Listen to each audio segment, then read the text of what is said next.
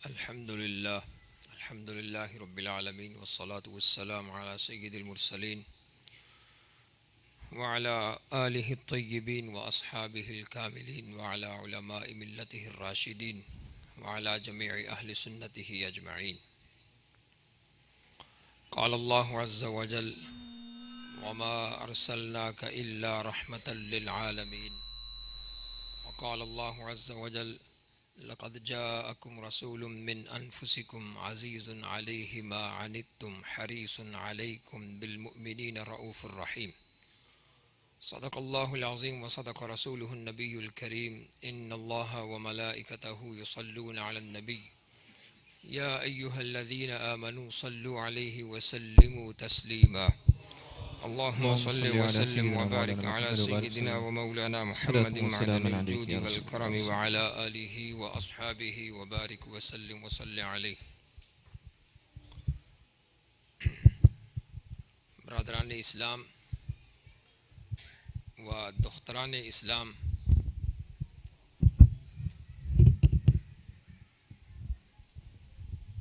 معزز حاضرین و ناظرین، بالخصوص یہاں موجود سادات کرام، آج کی یہ محفل جس میں اور آپ حاضر ہیں، یہ آقا کریم علیہ الصلاۃ والسلام کے یوم میلاد کے سلسلہ میں انعقاد پذیر ہے. اگرچہ بہت کنٹرول کے باوجود انتظامی معاملات میں ہمیں کچھ دقت کا سامنا ہے، اور پہلے بھی آپ سے گزارش کی اور اب پھر عرض کرتا ہوں کہ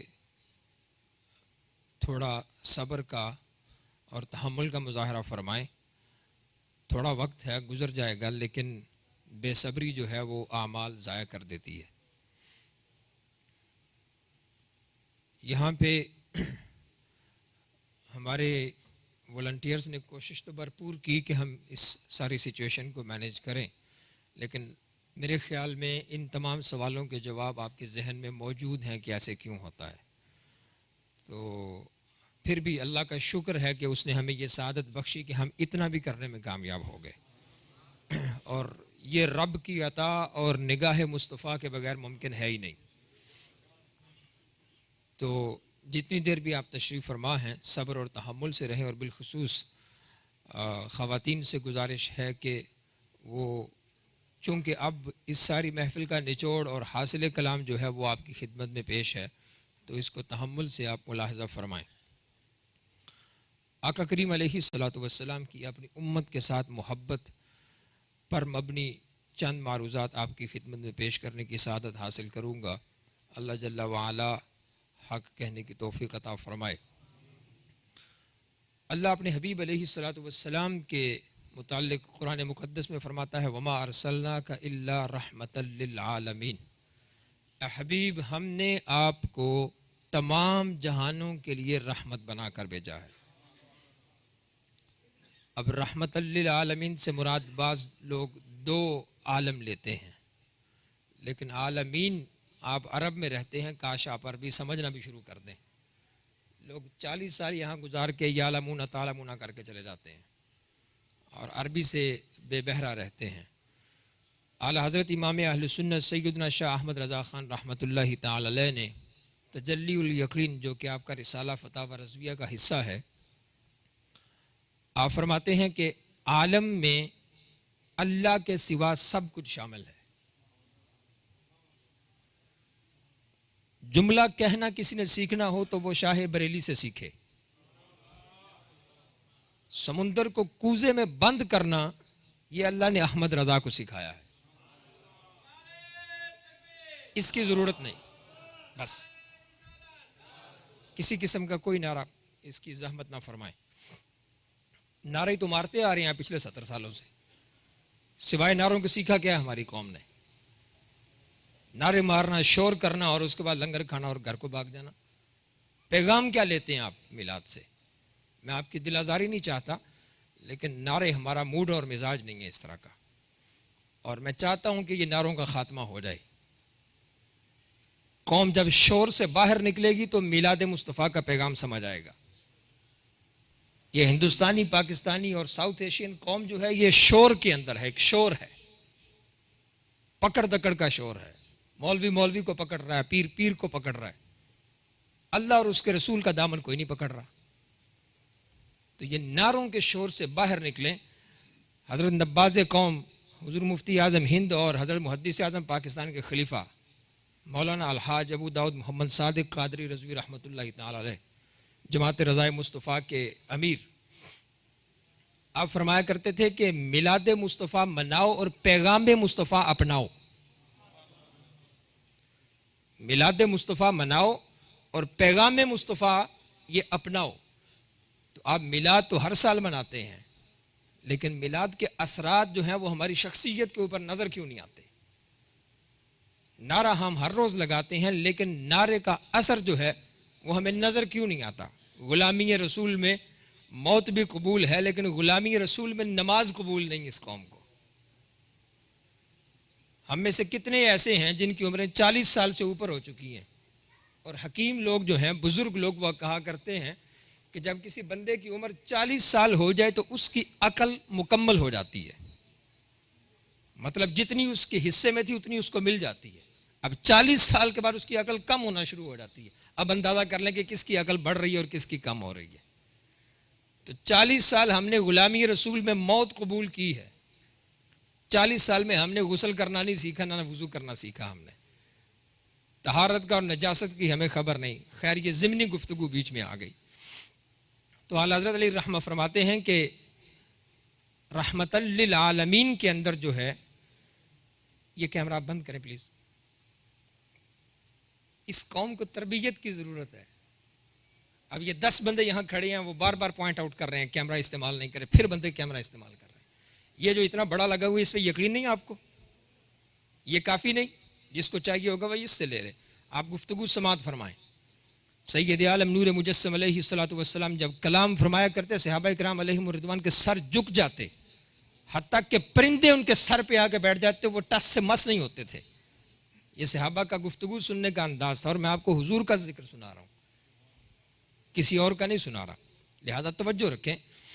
تو اعلیٰ حضرت فرماتے ہیں کہ رحمت للعالمین، حضور تمام جہانوں کے لیے رحمت ہیں. اب تمام جہانوں میں رب کے سوا سب کچھ شامل ہے. حضور سب کے لیے رحمت ہے، سب کے لیے رحمت ہے سوائے رب کے، کیونکہ وہ خالق ہے. یہ خالق کے بندے ہیں. اب مخلوق خالق کے لیے رحمت نہیں ہو سکتی.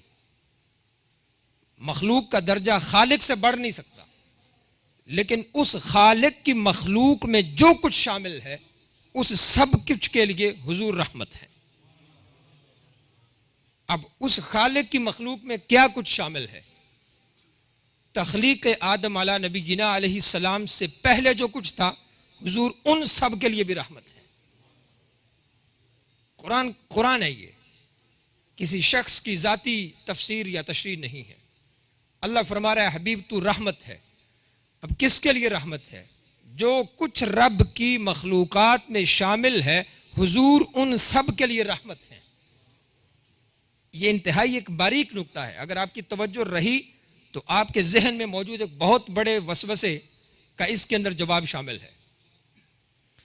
اللہ کے حبیب علیہ الصلوۃ والسلام اللہ کی تمام مخلوقات کے لیے رحمت ہیں. اگر اللہ کے حبیب تمام مخلوقات کے لیے رحمت ہیں تو پھر ماننا پڑے گا کہ حضور آدم علیہ السلام سے پہلے بھی موجود تھے. رحمت للعالمین. اب عالم کتنے ہیں؟ عالم کتنے ہیں یہ اللہ اور اس کا رسول ہی بہتر جانتا ہے. آدم علیہ الصلوۃ والسلام کی ولادت سے پہلے کا جو عالم تھا، جب کچھ بھی موجود نہ تھا، صرف اور صرف رب ہی تھا، رب کے سوا کچھ بھی موجود نہیں تھا، تو رب اس وقت بھی رب العالمین تھا. تو جہاں آپ ترجمہ کرتے وقت رب العالمین سے مراد یہ لیتے ہیں کہ وہ تمام جہانوں کا رب ہے، وہی صفات، وہی الفاظ. اب صرفی اور نحوی اعتبار سے بھی رب نے اسی کلمے کا انتخاب فرمایا اپنے حبیب کے لیے کہ جس عالم کے لیے، جس جہان کے لیے میں رب ان سب جہانوں کا رب ہوں، ان تمام جہانوں کے لیے میرا حبیب رحمت بن کر تشریف لایا ہے۔ اب آقا کریم علیہ الصلوۃ والسلام تخلیق آدم سے قبل کی جو مخلوقات ہیں ان میں ملائکہ کی جماعت شامل ہے، تو حضور اس وقت بھی ملائکہ کے لیے رحمت تھے۔ پھر انبیاء کرام علیہم السلام کی تشریف آوری ہوئی تو حضور انبیاء کرام علیہم السلام کے لیے رحمت بن گئے۔ پھر جب حضور علیہ الصلوۃ والسلام کا جسم مقدس اس دنیا میں ظہور ہوتا ہے تو حضور اس کائنات کے لیے رحمت بن جاتے ہیں، اور پھر حضور کی ساری زندگی اس رحمت کی بہترین مثال بن کے سامنے آتی ہے۔ اور پھر آقا کریم علیہ الصلوۃ والسلام کے وصال کے بعد حضور رحمت ہیں، اور آج تک حضور رحمت ہیں۔ پھر قبر میں جب بندہ مومن اتر جاتا ہے تو اس قبر والے کے لیے حضور رحمت بن جاتے ہیں، اور پھر عالم برزخ کے بعد جب عالم محشر ہوگا، قیامت کا میدان سجایا جائے گا، تو حضور ان کے لیے بھی رحمت بن جائیں گے۔ اور یہ جو میں نے عرض کیا یہ کسی انسان کی فکر نہیں، سید عالم صلی اللہ علیہ وآلہ وسلم کا اپنا فرمان ہے۔ سرکار کریم علیہ الصلوۃ والسلام فرماتے ہیں کہ کل قیامت کے دن میں تم سب کے لیے رحمت ہوں، میں تم سب کے لیے شفیع ہوں، میں گناہ گاروں کو بخشانے والا ہوں، اور نام لے کے فرمایا کہ ابراہیم علیہ السلام بھی میری ہی بارگاہ میں حاضر ہوں گے۔ اب حضرت ابراہیم علیہ السلام جد الانبیاء ہیں، نبیوں کے باپ ہیں، نبیوں کے دادا ہیں۔ اللہ نے ان کی نسل میں سے انبیاء پیدا فرمائے۔ ابراہیم علیہ السلام، ان کے بعد اسماعیل علیہ السلام، پھر حضور علیہ الصلوۃ والسلام ان کی نسل میں پیدا ہوتے ہیں۔ سرکار کریم علیہ الصلوۃ والسلام فرماتے ہیں میں ان سب کے لیے رحمت بن کر بھیجا گیا ہوں۔ آقا کریم علیہ الصلوۃ والسلام کی رحمت جہاں جب رب عالمین کا ذکر فرماتا ہے تو یہاں یہ انکنڈیشنل ایک صیغہ استعمال کیا گیا کہ جب میرا حبیب رحمت بن کر تشریف لایا ہے تو اس کی رحمت صرف مسلمان کے لیے نہیں ہے، اس کی رحمت صرف انسان کے لیے نہیں ہے۔ آقا علیہ الصلوۃ والسلام غیر مسلموں کے لیے بھی رحمت ہے۔ کیوں؟ قرآن کہتا ہے وَمَا كَانَ اللَّهُ لِيُعَذِّبَهُمْ وَأَنْتَ فِيهِمْ، اے حبیب جب تک تیرا وجود ان انسانوں کے درمیان موجود ہے اس وقت تک میں رب ان کے اوپر اپنا عذاب نازل نہیں فرماؤں گا۔ اب تاریخ اٹھا کے دیکھیں، قرآن کو کھول کے دیکھیں، اللہ نے انسانوں کے اوپر مچھروں کا عذاب بھی نازل فرمایا ہے۔ اللہ نے انسان کی اصلاح کے لیے، اور جب وہ ناشکری اور کفر پہ اتر آتا ہے تو رب نے انسان کی پکڑ کے لیے مینڈک کا عذاب بھی نازل فرمایا ہے۔ اور گزشتہ قوموں کے اندر اور سابقہ امتوں کے اندر عذاب کی ایک صورت یہ بھی ہوا کرتی تھی کہ رب کا جب جلال اپنے عروج کو پہنچتا اور جب اس کا غضب جو تھا وہ بڑھتا تو رب انسانوں کی شکل کو تبدیل فرما دیتا تھا۔ کوئی بندر کی شکل کسی کی بنی، کسی کی گدھے کی شکل بنی، اور کئی انسانوں کی خنزیر کی شکلیں بھی بنی۔ یہ سب کچھ ہم نے قرآن سے اور تاریخ کی کتابوں سے پڑھ رکھا ہے۔ لیکن یہ مصطفیٰ کی رحمت ہے کہ اس امت کا ہر فرد گناہ گار ہے، اس امت کا ہر فرد برائی کر رہا ہے، ہماری اکثریت جو ہے وہ برے راستے پہ ہے، لیکن یہ حضور کے وجود کی برکت ہے کہ رب ہمارے چہرے نہیں بگاڑتا۔ یہ کیا کم ہے ان کی رحمت؟ اب آپ میلاد کے، اور اس پہ میرے دوست مجھے کہا کرتے ہیں کہ یہ اکثر ایموشنل کر دیتا ہے لوگوں کو۔ میں ایموشنل تو کرتا ہوں، میں آپ کے دل کے اوپر دستک بھی دے رہا ہوں، میں آپ کو ایک فکر دے رہا ہوں کہ اس شور سے باہر نکلو۔ یہ جو نعروں کی گونج ہے، شور ہے، پکڑ دکڑ لگی ہوئی ہے، ہلا ہلا مچی ہوئی ہے کہ آپ پروگرام کے اندر آتے ہیں، ایک نعت خان ادھر سے آپ کے ہاتھ اٹھواتا ہے، دوسرا ادھر سے آپ کے ہاتھ اٹھواتا ہے، اس کے بعد پروگرام ختم ہوا، آپ نے کھایا پیا اور گھر چلے گئے۔ آپ کی زندگی کے اندر تبدیلی کیوں نہیں آ رہی؟ حضور علیہ الصلوۃ والسلام کو رب نے اس دنیا کے اندر مبعوث فرمایا کس لیے؟ اسی لیے اس دنیا کے اندر آپ کو مبعوث فرمایا گیا کہ برے انسان جو ہیں ان کے کردار کو تبدیل کیا جائے۔ اللہ کے حبیب علیہ الصلوۃ والسلام نے انسانوں کو ایک فکر دی ہے۔ آج کے اس دور کا امتی جو ہے وہ اس چیز کو ریئلائز کیوں نہیں کرتا کہ حضور علیہ الصلوۃ والسلام کن صورتوں میں میرے لیے رحمت ہے، آقا کریم علیہ الصلوۃ والسلام کن صورتوں میں میرے لیے رحمت ہے۔ ہر مسلمان جو اکثریت ہماری ہے وہ یہی جانتی ہے وما ارسلناک الا رحمۃ للعالمین، اللہ نے اپنے حبیب کو رحمت بنا کر بھیجا، لیکن کن معنوں میں رحمت بنا کر بھیجا، کن مقاصد کے لیے رحمت بنا کر بھیجا؟ ایک طرف تو زنا کرتا جائے اور یہ توقع رکھے کہ اللہ کے حبیب تیرے لیے رحمت بن کر آئے ہیں، تیری زبان اور تیرا منہ جو ہے وہ شراب کے ساتھ ہر وقت بدبودار رہے، پھر تو توقع کرے کہ اللہ کے حبیب تیرے لیے رحمت بن کر آئے ہیں۔ سود کھاتے ہوئے تو تو نے کبھی فکر نہیں کی، تیرے چھوٹے چھوٹے بچے ہیں، ان کی جو ہڈیاں ان کے جسم میں اور ہڈیوں کے اوپر جو گوشت ہے یہ حرام کے پیسے سے تو نے پالا ہے، اور جو دودھ تو ان کو پلاتا ہے یہ حرام کے پیسے سے پلاتا ہے، اور پھر تو یہ توقع کرتا ہے کہ اللہ کے حبیب تیرے لیے رحمت بن کر آئے ہیں۔ اس میں کوئی شک نہیں کہ ان کا دامن رحمت بہت وسعت والا ہے، ان کی رحمت بہت وسیع ہے۔ اللہ کی عطا سے اللہ نے اپنے حبیب کے دامن کو بہت وسعت عطا فرمائی ہے۔ خدا نے وسعتیں دی ہیں دامن محبوب کو، جرم کھلتے جائیں گے اور وہ چھپاتے جائیں گے، یہ ہوگا، لیکن اگر انہوں نے تیرے جرم چھپانے سے انکار کر دیا تو کیا کرے گا؟ سوچنے کی بات تو یہ بھی ہے کہ کل قیامت کے دن اگر انہوں نے تیرے جرم چھپانے سے انکار کر دیا تو کیا ہوگا؟ ان کی رحمت پہ تجھ کو دعویٰ تو ضرور ہے، ہم سب شاہ کی امت ہیں، ہم سب ان پہ سلام پڑھنے والے، اسی منہ سے تو سلام پڑھتا ہے، اسی منہ سے تو جھوٹ بولتا ہے۔ وما ارسلناک الا رحمۃ للعالمین، ہم نے اپنے حبیب کو رحمت بنا کر بھیجا ہے۔ اب یہ ان کے مزاج پہ ڈیپینڈ ہے، یہ ان کے مزاج پہ انحصار ہے اس بات کا کہ وہ چاہے تو کرم فرمائیں، چاہے تو چہرہ پھیر لیں، اس پہ کوئی زبردستی تو ہو نہیں سکتی۔ اور کل جب محشر کا دن ہوگا، اللہ کے حبیب علیہ الصلوۃ والسلام سب کی سفارشیں فرما رہے ہوں گے، تو اس وقت اللہ کے حبیب نے سود کھانے والے کی سفارش نہیں فرمانی، اور رب کے ساتھ کسی کو شریک ٹھہرانے والا صفات اور عبادات میں اور اس کی ذات میں شرک کرنے والے، اس کی اللہ کے حبیب نے سفارش نہیں فرمانی، اور حضور علیہ الصلوۃ والسلام کے متعلق جھوٹ بولنے والے کی سفارش بھی حضور نہیں فرمائیں گے۔ امام مسلم کی 1 2 3 4 نہیں درجنوں سندوں کے ساتھ یہ امام مسلم علیہ الرحمہ کی روایت ہے مسلم شریف کی، حضور کا فرمان ہے کہ وہ بندہ اپنا ٹھکانہ جہنم میں سمجھے جس نے میری طرف کسی جھوٹ کی نسبت کی۔ یہاں پہ یہ علماء کے لیے یہ روایت ہے، آج سٹیج پہ بیٹھ کے علماء جھوٹے خواب سناتے ہیں، دعوے کرتے ہیں، مجھے حضور خواب میں نظر آئے، سرکار نے مجھے یوں فرمایا۔ اور ابھی گزشتہ دنوں میں یہ عرض کر رہا تھا کہ ان کی رحمت تو یہ ہے کہ ہر مومن مرنے سے پہلے سرکار کی زیارت کرے گا۔ یہ بات سبحان اللہ کہنے والی ہے، سب ڈر ڈر کے بیٹھ گئے ہیں، ویسے ڈرنے میں ہی عافیت ہے، اور یہ بھی سرکار کا فرمان ہے کہ مومن امید اور خوف کے سائے میں زندہ رہتا ہے، مومن امید اور خوف کے سائے میں زندہ رہتا ہے۔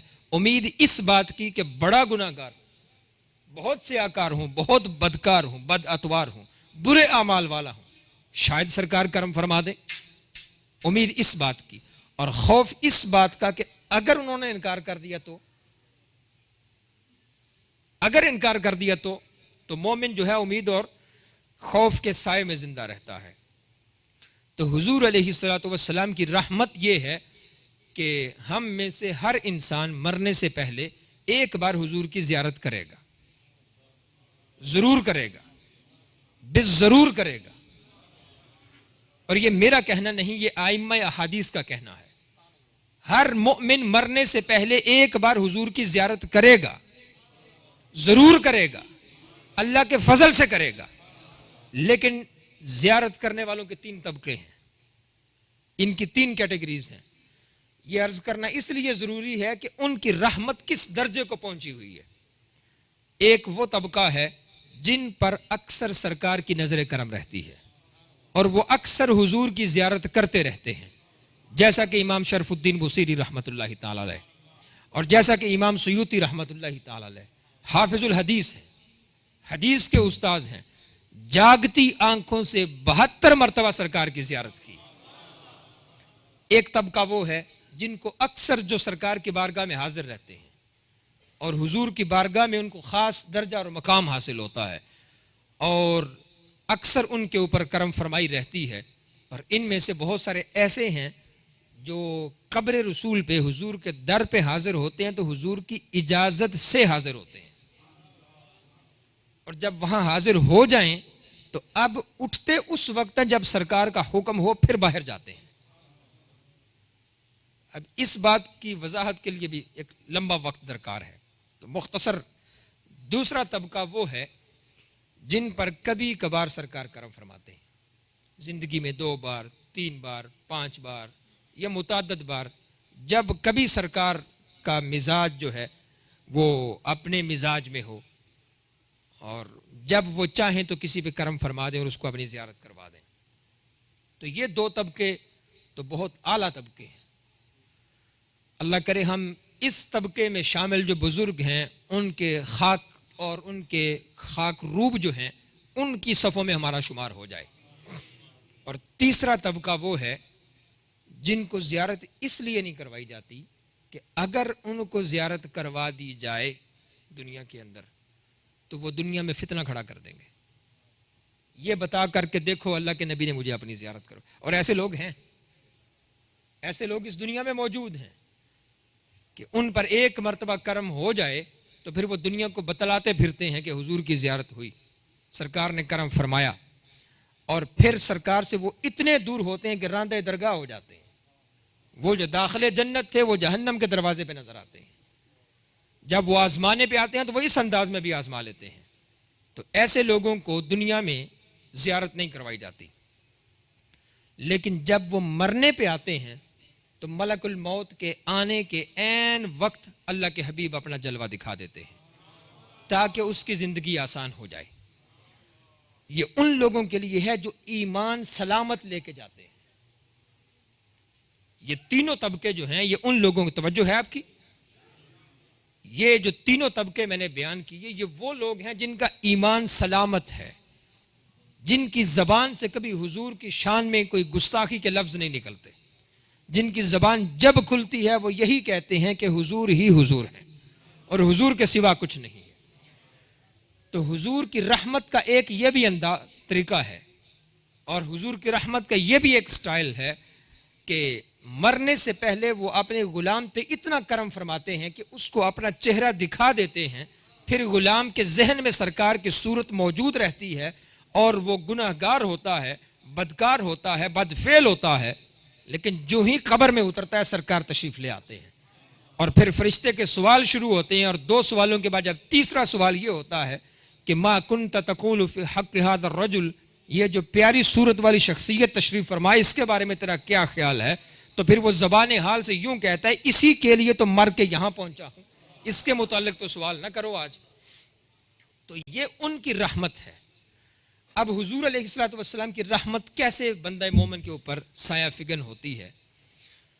جذب القلوب میں ایک انتہائی ایمان افروز واقعہ موجود ہے کہ حضور علیہ الصلوۃ والسلام کا ایک غلام درود و سلام کا بہت اہتمام کرتا تھا، اور صحیح احادیث موجود ہیں کہ حضور فرماتے ہیں کہ جمعے کے دن میرے اوپر درود و سلام کی کثرت کرو کہ اس دن تمہارا درود تمہارے نام کے ساتھ میری بارگاہ میں پیش کیا جاتا ہے۔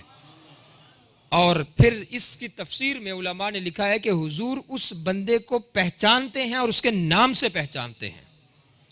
تو اس پہ کم از کم ہمارا یقین کامل ہونا چاہیے کہ ہم میں سے جو بھی درود پڑھتا ہے وہ حضور کی بارگاہ میں اس کا نام ضرور لیا جاتا ہے۔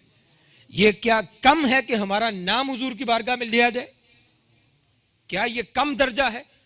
تو وہ جو حضور علیہ الصلوۃ والسلام کے ساتھ محبت رکھنے والا ایک مومن تھا، وہ ہر جمعے کو حضور کی بارگاہ میں درود و سلام پیش کیا کرتا تھا۔ تو ایک جمعے کو اس نے درود و سلام کسی وجہ سے وہ نہ پڑھ سکا، اور اس دن اس کا ناگا ہو گیا، تو رات کو سویا تو باغ جاگ اٹھے اور سرکار خواب میں تشریف لے آئے، اور حضور کو خواب میں دیکھ کے وہ ورطہ حیرت میں پڑ گیا کہ یا رسول اللہ، اتنے سالوں سے درود و سلام کے نذرانے پیش کر رہا ہوں اور آج درود نہیں پڑھا تو کرم فرما دیا۔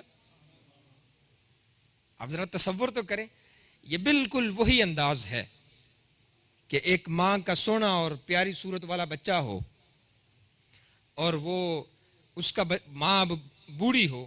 یہاں پہ تمثیل حضور علیہ الصلوۃ والسلام کی طرف نہیں، فقط مسئلے کی وضاحت کے لیے عرض کر رہا ہوں کہ ماں بوڑھی ہو اور بچہ روزانہ اپنی ماں کی خدمت میں کھانا پیش کرتا ہو، اور کھانا پیش کرتے کرتے ایک مدت گزر جائے تو ماں کو عادت پڑ جاتی ہے کہ اب بچہ روزانہ مجھے کھانا کھلاتا ہے، اور کسی دن وہ کسی وجہ سے نہ کھلا پائے تو ماں بے چین ہو جاتی ہے کہ آج پتہ نہیں گھر کیوں نہیں آیا ابھی تک. یہ صرف ایک مسئلے کی وضاحت کے لیے آپ کی خدمت میں عرض کر رہا ہوں. تو سرکار کریم علیہ الصلوۃ والسلام خواب میں تشریف لائے تو اس نے عرض کی حضور ایک مدت سے درود و سلام کے گجرے روزانہ نچھاور کرتا ہوں اور آپ کی بارگاہ میں روزانہ حاضری پیش کرتا ہوں، اتنی مدت سے تو کرم نہیں فرمایا، آج درود نہ پڑھنے کی وجہ سے کرم فرما دیا، وجہ کیا ہے؟ تو سرکار نے فرمایا آج ہم نے سوچا کہ پتہ نہیں اس نے درود کیوں نہیں پڑھا، چلو اس کا حال دریافت کر کے آتے ہیں. جو ان کی بارگاہ میں قبول ہو جاتا ہے وہ اس کا اس انداز میں خیال رکھتے ہیں کہ کبھی بھی وہ کسی اپنے عاشق کو اپنی نگاہ سے دور نہیں ہونے دیتے. اور یہاں پہ حضرت پیر سید مہر علی شاہ رحمۃ اللہ تعالی علیہ گولڑا شریف والے، ان کا مشہور واقعہ آپ احباب کے ذوق کی اور آپ کے عشق کی نظر کرنا چاہتا ہوں تاکہ یہاں سے آپ کی محبت رسول کی جو بیٹری ہے وہ چارج ہو کے جائے اور یہ لمبے عرصے تک اللہ کرے یہ چارج رہے اور اس کے اندر وہ طمانینت اور وہ حرارت اور وہ شدت موجود رہے کہ اور کسی بھی کام میں شدت ہو تو اس کو ظلم کہا جاتا ہے، لیکن حضور کی محبت میں شدت ہو تو اس کو کامل ایمان کہا جاتا ہے. حضرت پیر مہر علی شاہ رحمۃ اللہ تعالی علیہ عشاء کی 4 سنتیں کبھی بھی نہیں چھوڑا کرتے تھے. ہم فرض نہیں پڑھتے تو وہ عشاء کی جو پہلی 4 سنتیں ہیں غیر مؤکدہ وہ کبھی نہیں چھوڑا کرتے تھے. تو ایک دن کسی وجہ سے وہ چھوٹ گئیں اور رات کو سوئے تو سرکار خواب میں تشریف لے آئے. فرمایا مہر علی تیرے جیسے بندے بھی عشاء کی سنتیں چھوڑیں گے؟ تو پیر مہر علی شاہ نے کہا حضور اگر سنتیں چھوڑنے پہ زیارت کروانی تھی تو بہت پہلے چھوڑ دیتا. تب پھر کہا سبحان اللہ ما اجملک ما احسنک. یہ پیر مہر علی شاہ صاحب رحمۃ اللہ تعالی علیہ کا کلام اس عالم کا یا عالم رویا کا یا حضور علیہ الصلوۃ والسلام کی بارگاہ کا مقبول کلام، اس کے پیچھے وجہ یہ تھی جو غلام اپنا تعلق آقا کے ساتھ اس درجے کا جوڑ لے حضور کبھی بھی اس کو خود سے دور نہیں فرماتے. اب میرے اور آپ کے لیے یہاں پہ اس چیز کو چیک کرنے کا معیار یہ ہے کہ آپ کو کتنا یقین ہے کہ اگر مجھے کوئی نقصان پہنچے تو میرے سرکار تشریف لے آئیں گے. لیکن ہم اس درجے پہ پہنچے ہوئے نہیں ہیں. ہماری سنتیں تو بہت دور کی بات ہے، ہمارے تو فرض بھی مکمل نہیں ہوتے، اور فرض بھی جب ہم پڑھتے ہیں تو اس 2 نمبری کے ساتھ اور اس جال سازی کے ساتھ پڑھتے ہیں کہ ہمارے سجدے نہیں ہوتے بلکہ وہ ٹکریں ہوتی ہیں، اور ہمارے رکوع جو ہیں وہ رکوع نہیں ہوتے بلکہ ہماری کمر کے اوپر بوجھ لدا ہوا ہوتا ہے.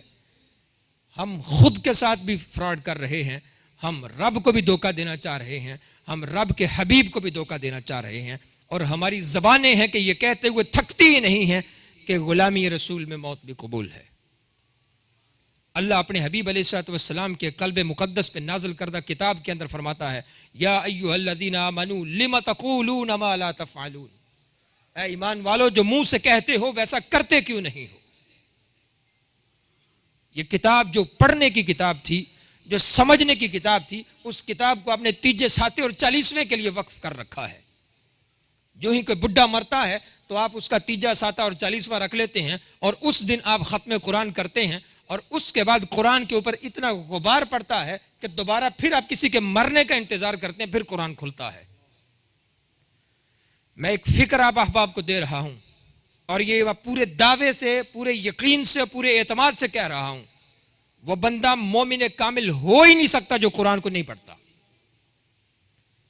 جس کو قرآن سے محبت نہیں ہے وہ حضور سے محبت کر ہی نہیں سکتا، کیونکہ حضور کی ساری محبت اسی قرآن نے ہمیں سکھائی ہے. آج ہماری محفلوں کے اندر آپ دیکھ لیں، میرے ایک دوست ہیں، معروف شخصیت ہیں، پاکستان سے ان کا تعلق ہے، بین الاقوامی شخصیت ہے، بہت بڑے عالم دین ہیں. تو گزشتہ روز میرے ساتھ گفتگو کرتے ہوئے وہ لندن میں تھے کل، تو فرمانے لگے کہ میں چاہ رہا ہوں کہ فلاں جو رسالہ ہے اس کے اندر آپ ایک مضمون لکھیں کہ اہل سنت کی ابتری کی اور ہماری بربادی کی حالت یہ ہے کہ نعت خان 15 یا 20 کلام یاد کرتا ہے پوری زندگی میں. جو نعت خان ہوتا ہے، بلکہ نوٹ خوان اگر کہوں تو زیادہ بہتر ہوگا، یہ 15 یا 20 کلام یاد کرتا ہے اور پوری قوم کو اس 15 یا 20 کلام سنا سنا کے اپنی انگلی پہ نچاتے نچاتے وہ پوری محفل لوٹ کے چلا جاتا ہے. اور عالم دین کی قدر یہ ہے کہ آج میں نے یہاں یہ بیان کر رہا ہوں، اسی بیان کا ایک چھوٹا سا حصہ کل کسی اور جگہ میں بیان کروں گا، وہی کل والے بیان سنا دیا، انہوں نے کوئی نئی بات تو کی نہیں. ایسے ہی ہے، ایسے ہی ہے. جو کل بات اس نے کی تھی وہی اس نے آج سنا، کوئی نئی بات تو سنائی نہیں اس نے. میرے دوستو، جب عالم اس میں طلاب میں سے ہوں، علماء کے قدموں کی خاک ہوں، اس مسند پر پہنچنے سے پہلے مائیں اپنے پتر کو 8 سال تک مولویوں سے ڈنڈے سے مرواتی ہیں، اس کی چمڑی تک ادھیڑ لی جاتی ہے درس نظامی پڑھتے ہوئے، اور 8 سال پڑھنے کے بعد تخصص میں مزید اس کو 4 سال لگ جاتے ہیں. اور غربت میں بھوک اور افلاس اس عالم نے برداشت کی ہوتی ہے. میں آپ کو اسی رحمت کی طرف واپس لے جا رہا ہوں. تو کئی سالوں تک وہ طالب علم جو آپ کے سامنے مفتی بن کے بیٹھتا ہے اور آپ کے سامنے شیخ الحدیث بن کے بیٹھتا ہے، اس نے فٹ پاتھ پہ بھی نیند پوری کی ہوتی ہے، اور اس نے سبزیوں کے چھلکوں کے ساتھ بھی اپنا پیٹ بھرا ہوا ہوتا ہے، اور وہ لوگوں کے صدقے اور زکاتوں پہ پل کے پھر عالم دین بنتا ہے. اور وہ مار کھا کے اور موسم کی شدتیں اور سختیاں برداشت کر کے گرمی میں گرم کپڑے پہن کے اور سردی میں سرد کپڑے پہن کے وہ عالم دین بنتا ہے. اور جس بستر پہ وہ سوتا ہے اس بستر پہ آپ اپنے نوکرانی کو بھی سلانا پسند نہیں کرتے، جو ہمارے مدارس دینیہ کا حال ہے. اتنی سختی برداشت کرنے والے کے بارے میں حضور نے فرمایا النظر الی وجہ العالم عبادت، میرے دین کے عالم کے چہرے کی زیارت کرنا عین عبادت ہے. اور فرمایا جس نے عالم دین کی زیارت کی اس نے میری زیارت کی. یہ درجہ اور یہ رتبہ اس وقت جا کے ملتا ہے.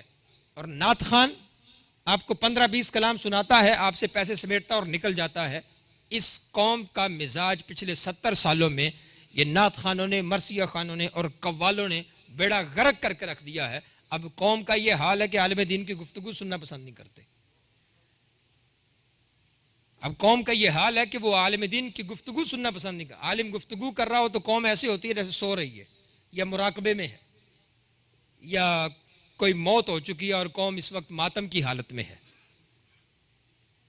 جو قوم اپنے علماء کی عزت نہیں کرتی اس قوم کی بربادی میں کوئی شک ہے ہی نہیں ہے. اور حضور کا فرمان ہے اور علماء امت کا اس پہ اتفاق ہے کہ جو علماء کی توہین کرے اس کی ایمان پہ موت نہیں ہو سکتی. جو قوم علماء کی عزت نہ کرے اور جو بندہ علماء کی عزت نہ کرے اس کی ایمان پہ موت نہیں ہو سکتی.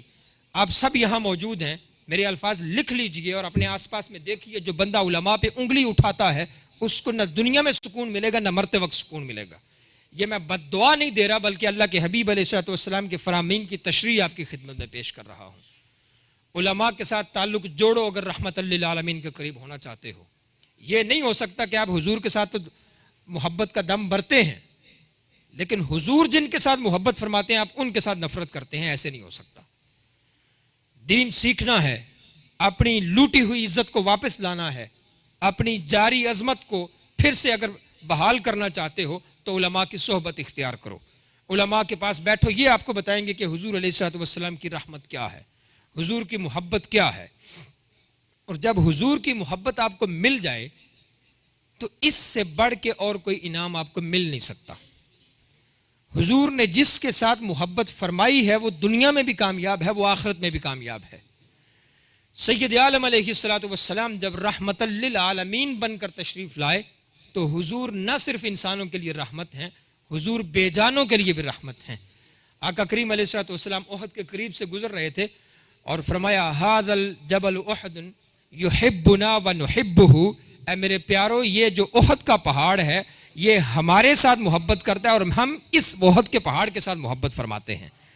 یہ پہاڑ کے بارے میں ہے، یہ پہاڑ ہے. اور پہاڑ کی مثال اگر دینا چاہوں تو یہ جو بے جان چیز آپ کے سامنے ہے، آپ اس کو ماریں تو یہ روئے گا نہیں، آپ اس کو کوئی جوک سنائیں تو یہ ہنسے گا نہیں.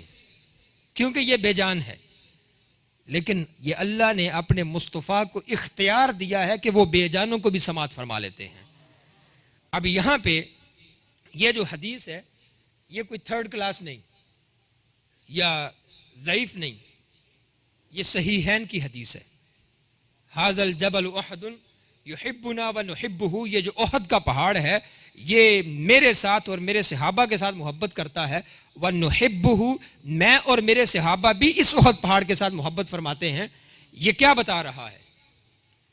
دو چیزیں ہیں یہاں پہ، ایک تو یہ کہ حضور بے جان کا کلام بھی سن لیتے ہیں، اور پھر یہ کہ جس سے وہ محبت فرما لیں وہ اس کو ہمیشہ کے لیے اپنی نظر میں رکھتے ہیں، کبھی بھی اس کو اپنی نظر سے اوجھل نہیں ہونے دیتے۔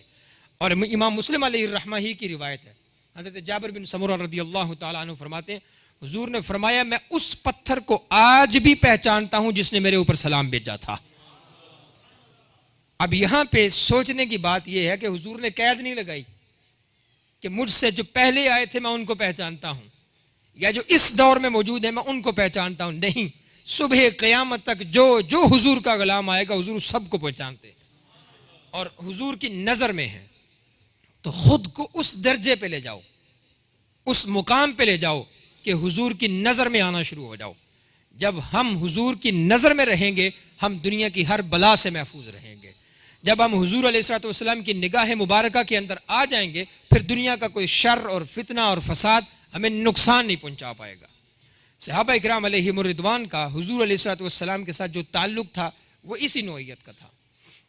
حضور رحمت ہے، حضور کی رحمت نباتات پہ ہے، زمین پہ ہے، پہاڑ پہ ہے، سمندر پہ ہے، جانوروں پہ ہے، اور اللہ کی تخلیقات میں جو کچھ شامل ہے ان سب پہ حضور کا سایہ کرم موجود ہے۔ سیدنا عمر رضی اللہ تعالیٰ عنہ حضور کی بارگاہ میں موجود ہیں اور ایک شخص آقا کریم علیہ الصلوۃ والسلام کے پاس آیا، زید بن سنان، اور یہ طبرانی کی روایت ہے اور معروف ہے۔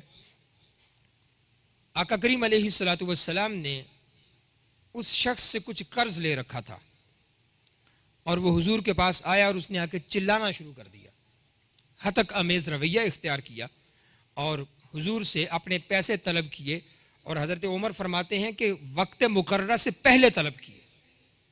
یہ ہو ہی نہیں سکتا کہ حضور وعدہ فرمائے اور اس کو پورا نہ کریں۔ ان اللہ لا یخلف المیعاد، اللہ اپنے وعدے کا خلاف نہیں کرتا، اللہ کا حبیب بھی اپنے وعدے کے خلاف نہیں کرتا، تو یہ ہو ہی نہیں سکتا کہ حضور نے وعدہ کیا اور وہ پورا نہ ہو۔ تو وہ شخص پہلے آ گیا، زید بن سنان، اور اس نے آ کے حضور سے پیسے طلب کیے، سرکار کریم علیہ الصلوۃ والسلام کے سامنے اونچی آواز میں گفتگو کی اور بدتمیزی کا مظاہرہ کیا۔ حضرت عمر رضی اللہ تعالیٰ عنہ کھڑے ہو گئے، جلال میں آ گئے اور فرمایا اگر ہمارا تمہارے ساتھ معاہدہ نہ ہوتا تو عمر اپنی تلوار سے تیری گردن کو ابھی تن سے جدا کرتا، صرف ہمارے اور تمہارے درمیان ایک معاہدہ موجود ہے کہ ہم قتل و غارت نہیں کریں گے۔ تو سرکار کریم علیہ الصلوۃ والسلام کی رحمت کا انداز دیکھیے، حضور کا کرم فرمانے کا جو سٹائل ہے وہ دیکھیے۔ ابھی وہ شخص مسلمان نہیں ہے، حضور کا غلام بھی نہیں ہے، اس کا مطالبہ بھی غلط ہے، ابھی قرض دینے کا جو وقت تھا وہ پورا نہیں ہوا، وہ اس سے پہلے مانگ رہا ہے۔ تو سرکار نے فرمایا عمر اس کے ساتھ نرمی کے ساتھ بات کرو۔ حضور حضرت عمر کو فرما رہے ہیں عمر اس کے ساتھ نرمی کے ساتھ گفتگو کرو، اور پھر فرمایا چونکہ عمر تم نے اس کے خلاف سخت انداز میں بات کی ہے، اس کو 20 سا یا 20 اشرفیاں، یا یوں موجودہ دور کے حساب سے کہوں تو 20 روپے اس کو زیادہ لوٹاؤ۔ یہ حضور کا دینے کا انداز ہے، وقت مقررہ سے پہلے پیسے مانگ رہا ہے، بدتمیزی بھی کر رہا ہے، زبان درازی بھی کر رہا ہے، اور پھر حضرت عمر حق پہ اٹھ کے بات کرتے ہیں، جو حق تھا وہی کہا، حق سے بڑھ کے کچھ نہیں کہا۔ تو حضور نے اس میں بھی فرمایا کہ اس کو پیسے لوٹاؤ، اس سے معافی بھی مانگو، اور چونکہ عمر تم نے اس کے ساتھ سختی سے بات کی ہے اس کو 20 روپے زیادہ واپس لوٹا دو۔ اب زید بن سنان کو وہ پیسے دیے گئے اور حضرت عمر ان کو چھوڑنے کے لیے باہر گئے۔ تو زید بن سنان کہنے لگے عمر میں نے حضور علیہ الصلوۃ والسلام کے ساتھ جو سخت الفاظ استعمال کیے ہیں یہ میں نے جان بوجھ کے استعمال کیے ہیں۔ اب رب کی حکمتیں دیکھو کہ کس کس انداز میں وہ اپنے حبیب کی شان کو ظاہر فرما رہا ہے۔ تو زید بن سنان نے کہا میں نے جان بوجھ کے سخت الفاظ. تو حضرت عمر نے پوچھا کہ ایسا کیوں کیا؟ تو انہوں نے کہا میں نے اپنی کتاب میں توریت میں پڑھا تھا، یہودی تھے، انہوں نے کہا میں نے اپنی کتاب میں پڑھا تھا کہ نبی آخر الزمان ایسی شخصیت ہوگی کہ تم اس کے ساتھ سخت انداز میں گفتگو کرو وہ تمہیں محبت کے پھول پیش کرے گا. اور میں نے توریت میں پڑھا تھا کہ نبی آخر الزمان سے اگر تم الجھنے کی کوشش کرو گے تو وہ تمہیں اپنے سینے سے لگائے گا. اور میں نے توریت کے اندر پڑھا تھا کہ اس سے کچھ مانگا جائے تو وہ کبھی بھی انکار نہیں کرے گا بلکہ دامن بھر کے عطا فرمائے گا. یہ زید بن سنان کے الفاظ ہیں، اور طبرانی کے علاوہ درجنوں کتب کے اندر یہ حدیث موجود ہے. تو حضرت عمر رضی اللہ تعالیٰ عنہ یہ سن کے مسکرا دیے، اور زید بن سنان نے فوراً کلمہ پڑھا اور حضور کی غلامی قبول کر لی. یہ سرکار کریم علیہ الصلوۃ والسلام کی رحمت کا یہ انداز بھی ہے کہ وہ کبھی بھی کسی کے ساتھ سختی کے ساتھ گفتگو نہیں کرتے.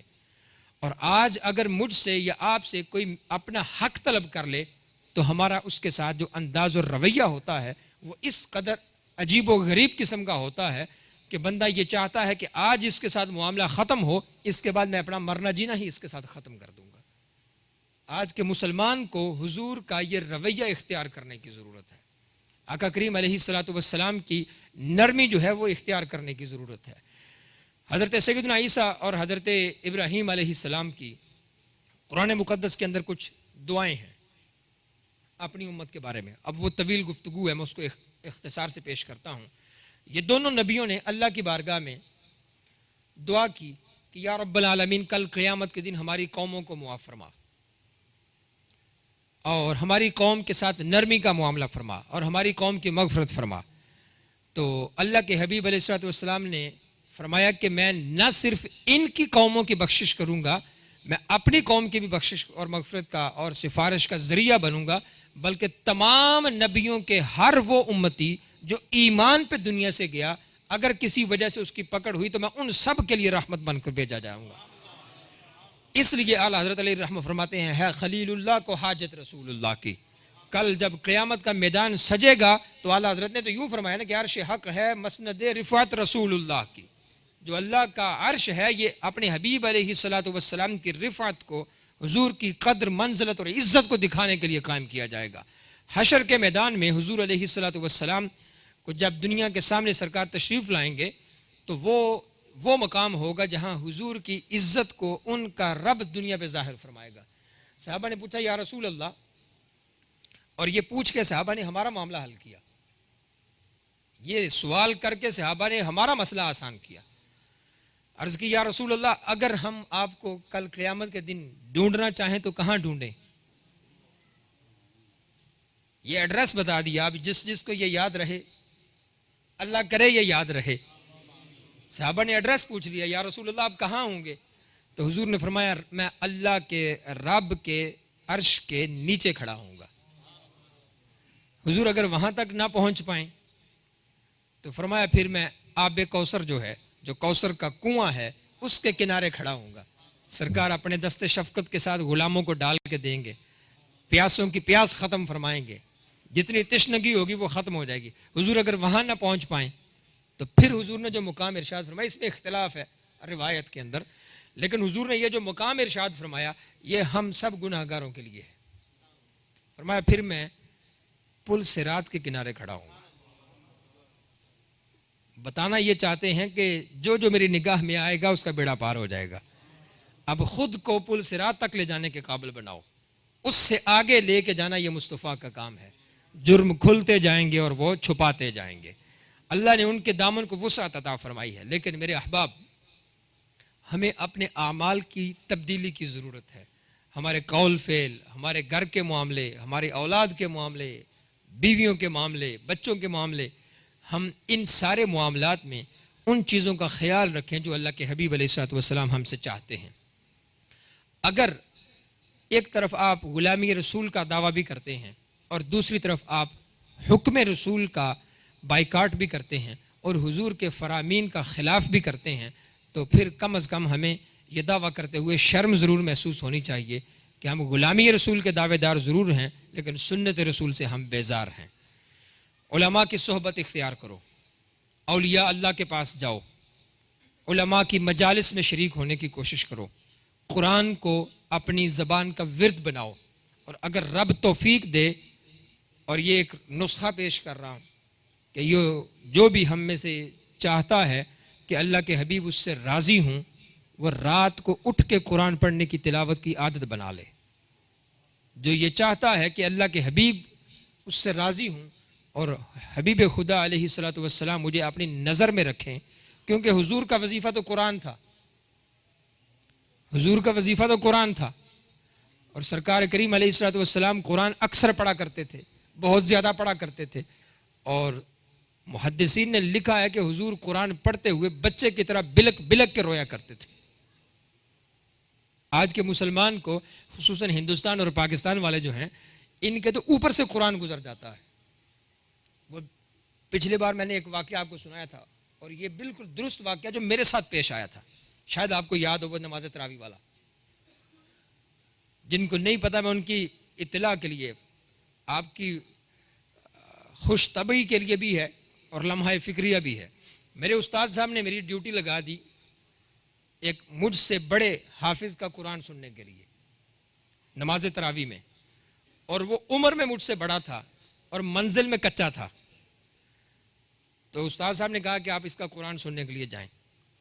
اور اب نماز تراویح کا سلسلہ تھا, تو اور وہ پہلے سے میرے ترلے اور منتیں کرنا شروع ہو گیا کہ آپ نے مجھے پکڑنا نہیں کہیں پہ بھی, جہاں میری غلطی ہو وہاں مجھے چھوڑ دیں آپ. تو اب جب کانفیڈنس لیول بندے کا بڑھ جائے تو پھر اس کو ان چیزوں کی فکر نہیں رہتی.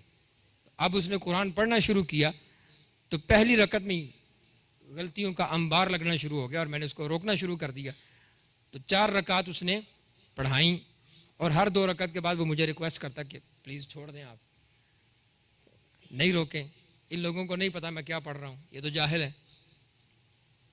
اور یہ درست ہے, ہماری اکثریت کو امام آگے پڑھا رہا ہوتا ہے, پیچھے لوگوں کو پتہ ہی نہیں کہ وہ کیا پڑھ رہا ہے, وہ قرآن پڑھ رہا ہے یا تورات پڑھ رہا ہے یا کچھ اور پڑھ رہا ہے. تو اب ہم اس درجے کی توقع میں اس سے نہیں کر رہا تھا کہ وہ اس درجے کی دیدہ دلیری کا مظاہرہ کرے گا.